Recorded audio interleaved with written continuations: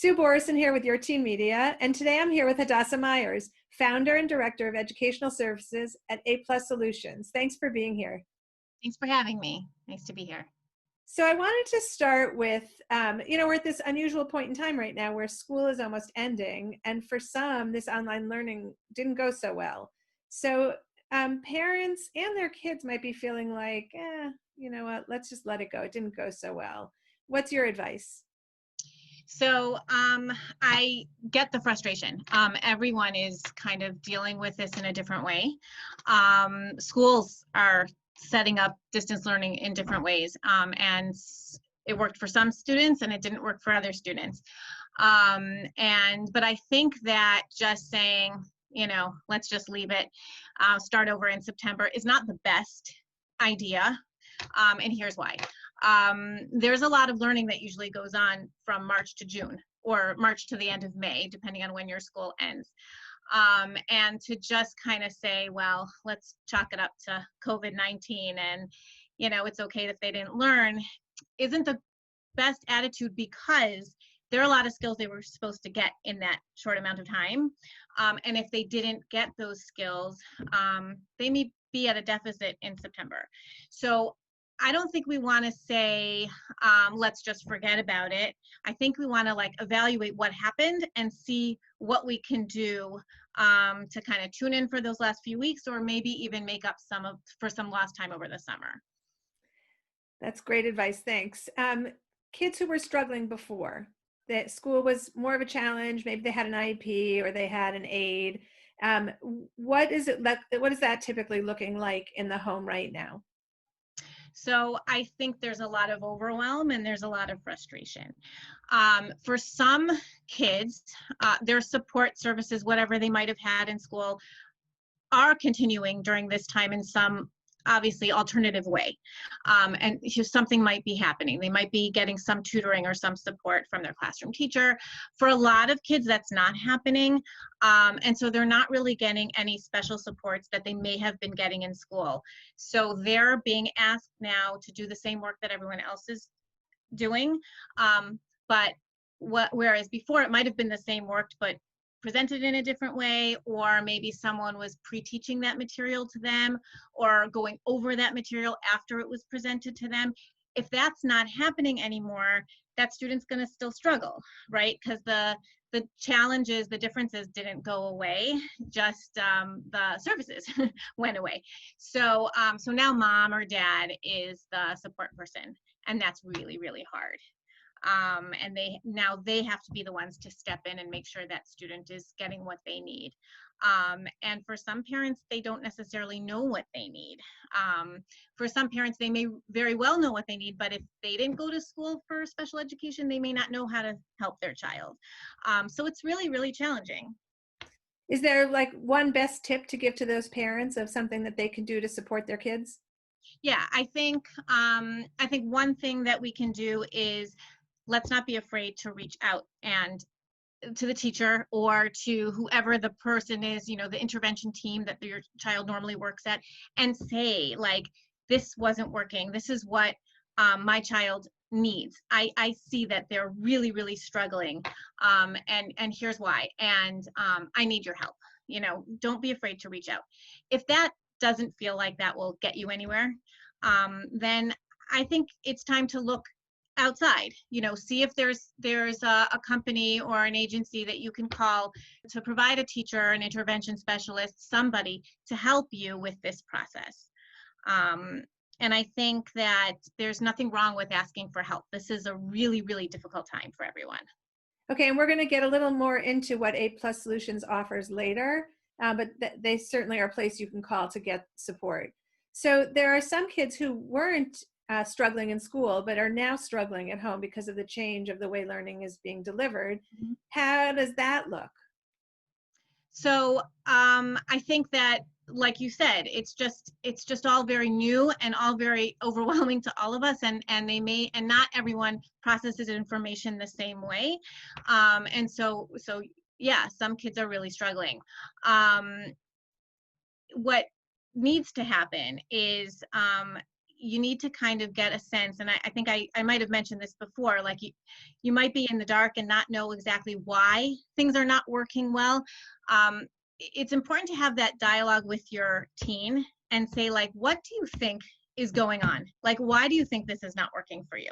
It could be something simple, like, it's just too much information at once and we need to slow down.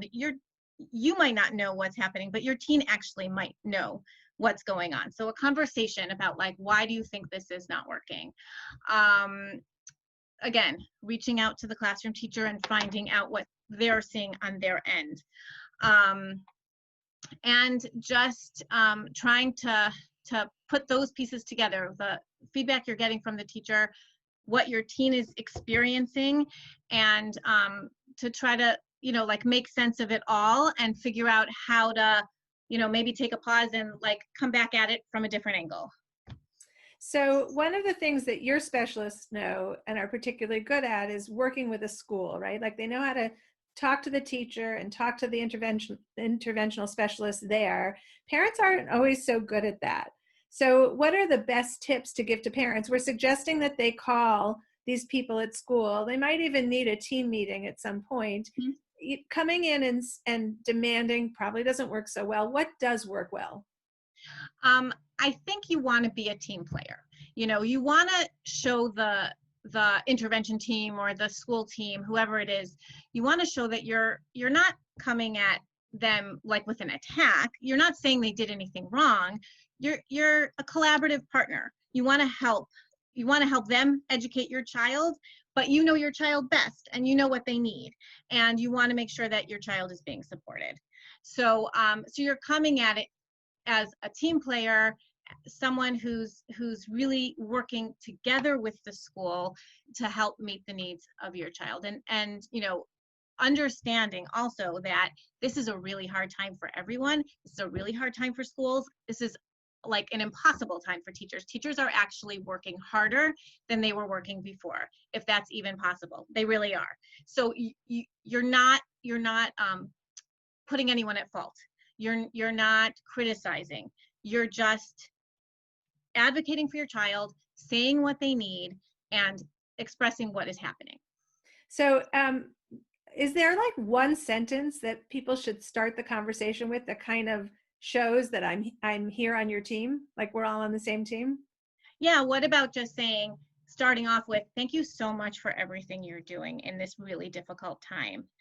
I'm concerned with how math is going for Tommy, or I'm concerned that Jill is not getting her work done. I see that she's not, and I'm having trouble helping her. How can we do this together? That's great. I love that opening sentence. Okay, so we're approaching the end of the year, and typically at the end of a school year, teams would be meeting to talk about what the next year is going to look like. Mm-hmm. What can parents be doing for their kids right now? So much turmoil and uncertainty, but we still want to be mindful of going back to some form of learning in the fall. Do you have a recommendation for what they should be doing now? I think they should be taking some time to assess what happened in these couple of months. How much progress, if any, has been made. Where are we falling short? I don't mean where the schools are falling short, but where has your student been falling short? What are the things they still need to work on? That might be hard for a parent to assess, but it's time to have that dialogue with the school and kind of finding out where they are and where they need to be so that you can plan effectively. It might mean, practicing some skills over the summer. It might mean reviewing some material. Maybe it's not reteaching anything. Maybe it's just a review of some skills taught during the school year so that they're sharp in September. So do you think it looks different than it does on other years? I think for most kids it does, because most kids are not where they're supposed to be at the end of the year. Schools are going to know that, and I'm sure there's going to be a period of review time at the beginning of the fall. But if you have a student that struggles, then they may not be able to afford that lag that they've had at the end of this year. And you want to make sure that you're doing everything you can to support them so that they're in a good place in the fall. Okay, so what if I'm a parent who just, for whatever reason, I work, my husband works, I'm a single parent, whatever it is, I cannot be the one to help my child. And I don't want to let this be the outcome because I'm not there to help them. I don't know what to do. What should I do? So, I mean, then it's time to reach out to somebody, to a professional, looking for an intervention specialist, looking for a company that provides services to help finish up the school year strong, or to help practice skills that should have been taught at the end of the year, practice those skills in the summer, get them ready for the next grade. You don't have to do it alone as a parent. You know, there's so many things that is our job with kids, with raising kids, right? Education isn't supposed to be our job. We're supposed to send them to professionals to do that. So I don't think we need to take that on, and especially if it's going to cause any kind of strife between you and your teen, we don't need that. So looking to a professional to help is a good step. And like for middle school, so we still might make that phone call for our kid and set Mm-hmm. things up for them. But we talk a lot at your teen about raising kids who are becoming more independent, and that we should have them do some of these things. But is this a time to kind of really insist on that?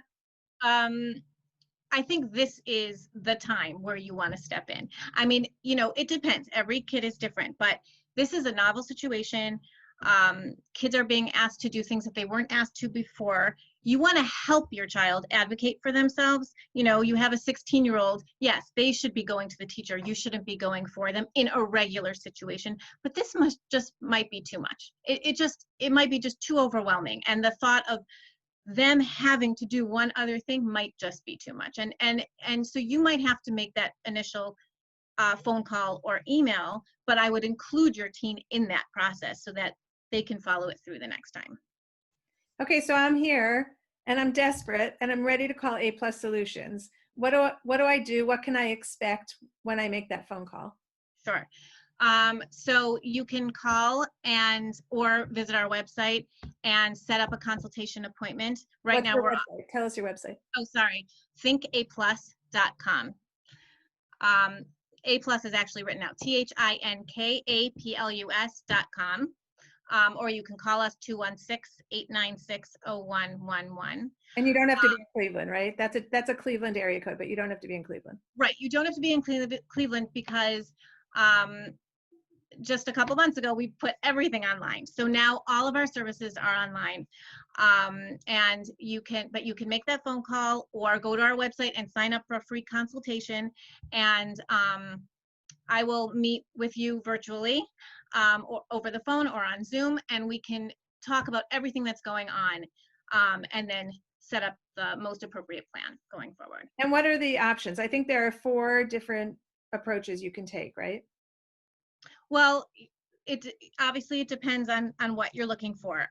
If the question is why is my student struggling so much, and it's not clear that it's just because it's been presented in a different format, you may want to do what's called a psychoeducational evaluation, which is kind of looking at your child's cognitive abilities, the way they learn, the way they process information, how much they've achieved so far, kind of looking for discrepancies there, see if there's an attentional issue or a behavioral or social emotional issue that might be getting in the way. So, that might be one thing that's necessary in order to go forward. But you might already have all of that information, and it might really be just about setting up an intervention specialist or a reading specialist or an academic coach to work with that student on whatever it is that they're struggling with. And do you do any kind of advocacy with the schools? Yeah, absolutely. Again, so it kind of depends on what the situation is. We can meet face to face with the school team in a normal situation. We can do that online as well. If school is already, has already finished, then there still might be like a support person that's available to meet with. We can evaluate any IEPs, which is an individualized education plan that you might have, and help work together with the school to implement that. So yeah, it depends what you actually are coming to the table with, how much information you do have. Okay, let's end with this last question. One important piece of advice for parents of teenagers who are struggling with online learning. So I think the first thing is take a deep breath. You're not alone, okay? Remember that this is difficult for everyone. Talk to your teen. Find out what's going on from their perspective. Reach out to the classroom teacher. Set a good plan for your child. Again, whether it's going outside, whether it's setting up something that you and your teen are going to do together to get through this. Talk about what is going to work, what kind of routine to put in place. What do they need from you? How can you be a supportive partner? I think the biggest thing is opening up that dialogue between you and your teen, and get that team relationship working, because that's what it's going to take. I love that, starting the conversation with what can I do to help you get this done. I think that's a home run approach there. Hadassa Meyers, founder and director of educational services at A+ Solutions. Thank you so much for taking your time to talk to us. We really appreciate your advice. Thank you so much. It was a pleasure. Hi, I'm Stephanie Silverman, one of the founders and owners of Your Teen Media. Today's workshop focuses on helping kids with learning and attention issues and the challenges that they face now with online learning amidst COVID. I want to thank our sponsor, A+ Solutions. A+ Solutions provides high-quality learning, development, and psychological services for families. Their individualized approach to designing the best educational services for each child enables them to serve the needs of all types of learners. Their array of services allows families to meet many needs in one place. They are also offering our viewers a free 1-hour consultation to help parents address concerns related to your child's learning amidst COVID. Visit their website at thinkaplus.com. That's thinkaplus, P-L-U-S, thinkaplus.com to learn more.